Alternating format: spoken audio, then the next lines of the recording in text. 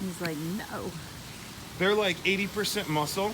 Yeah. So when people get them as pets, I'm always like, oh, you know that thing's gonna be way stronger than you in like a couple years, no problem. Yep. And when they're small, a lot of times they have a really nasty attitude because they're little and they get picked on.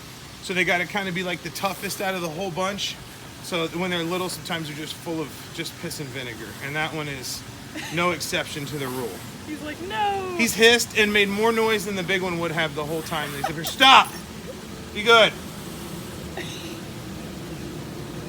Thank you. Be good. And then people ask like, oh, do they like it? And I'm like, no. No. There's really nothing that alligators like because they're not social creatures. They're not like, hey Bob, hey Fred. Except for food.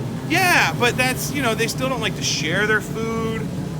They're very protective over their turf, their food, their girls, the whole kind of thing. So it makes it challenging when you're working with them if you don't understand that. Yeah. That they're never really gonna like you. They just like the food.